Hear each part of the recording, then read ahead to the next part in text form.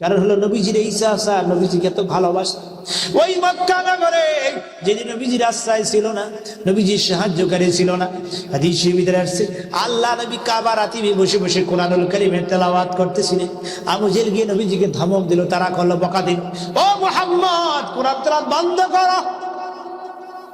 আমার নবীজি আবু জেহেলের ধমককে উপেক্ষা করে কোরআনুল কারীমের তেলাওয়াত করতেছিলেন।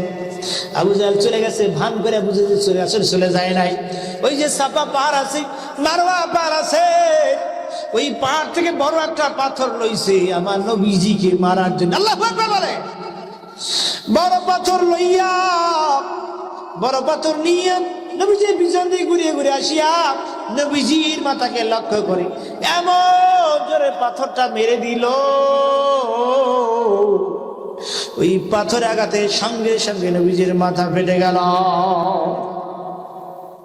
নবীজি কাবারা তুমি কাইতে পড়ে গেলেন, চিৎকার দিয়ে বলে আবু জাহেল আজ আমার বাবা নাই, আমি এতিম পাইয়া পাথর মারি আমার মাথাটা ফাটাই দিল। আবু জাহেল আজ আমার বাবা আব্দুল্লাহ যদি থাকতো গো, এইভাবে কি পাথর মারতে দিত।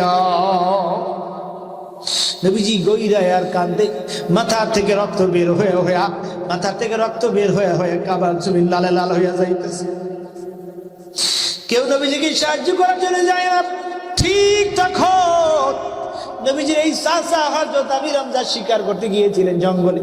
তিনি দেখলেন কাতারে কাতারে হরিণী, হরিণী গায়ে তীর মারবেন, তীর ছুড়বেন, এমন সময় ওই সব হরিণী জমিনের দিকে তাকায়, আবার আসমানের দিকে তাকায়। আল্লাহু আকবার বলে, ডেকে ডেকে বলে মালিক ও আল্লাহ আমাদের জবানগুলো খুলে দাও, আমাদের জবানগুলো খুলে দাও।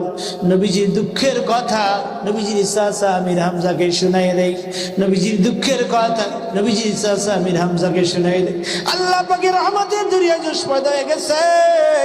আল্লাহ পাক সাথে সাথে ওই সব জবানগুলো আমার আল্লাহ খুলে দিন। আল্লাহু আকবার বলে।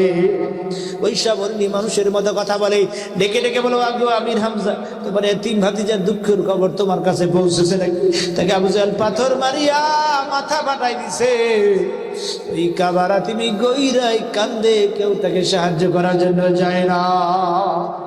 আমি হামজা বলে আমি তখন মুসলমান হই নাই, কালেমা পড়ি নাই। তিনি আশ্চর্য হয়ে গেলেন। নবীজির প্রশংসা অর্থাৎ ভাতিজার প্রশংসা হরিণীর জবানে, সাথে সাথে তিনি ঘোড়ায় চললেন। তিনি বলে আমি যখন দৌড় শুরু করলাম, অর্থাৎ ঘোড়ার পিঠে চললাম, ঘোড়াটা এত দ্রুত বেগে দৌড় শুরু করছে, কোনোদিন এত দ্রুত বেগে আমি ঘোড়াটা দৌড়াইতে দেখিনি। আল্লাহু আকবার বলে। আমার নবী তো শুধু মানুষের নবী না, আমার নবী শুধু জিন্দের নবী না, আমার নবী তামাম সৃষ্টি জগতের জন্য রহমত। ঠিক কিনা বলেন? কোরআন বলছে ওয়ামা আরসালনাকা ইল্লা রাহমাতাল লিল আলামিন। আমার আল্লাহ নবী হলো আপনার আমার তামাম সৃষ্টি জগতের রহমত। দ্রুত বেগে তিনি বাসায় চলে গেলেন।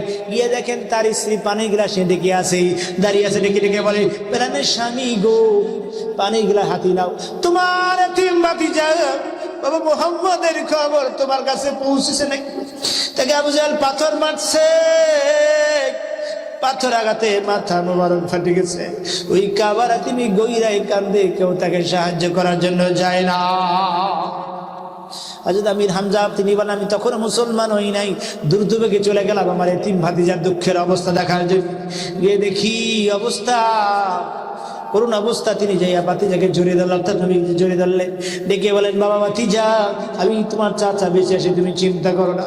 নবীজি চাচাকে দেখিয়া হাউ মাউ করে কান্দা শুরু করছে, আর বলেন চাচা আজ আমার বাবা নাই, আমি এতিম। আবু জাহেল পাথর মারিয়া দেখেন আমার মাথা ফাটাই দিছে। আজ আমির হামজা নিজের মাথার পাগড়ি খুলিয়া আমার নবীজির মাথাকে ব্যান্ডেজ করে দিলেন, পানির গিলাস পান করাইলেন, বলেন বাবা ভাতিজা অনুমতি দাও, অনুমতি দাও, আমি গিয়া আবু জাহেলের মাথাটা ফাটাই দিয়ে আসি। আবার নবী কান দেয়া বলে চাচাজি আবু জাহেলের মাথা ফাটাই দেওয়া দরকার নাই, মাথা ফাটাই দেওয়া দরকার নাই। আপনি যদি আমাকে খুশি করতে চান তাহলে একবার কলেমা পড়িয়াই মুসলমান হয়ে যান। আল্লাহু আকবার বলে।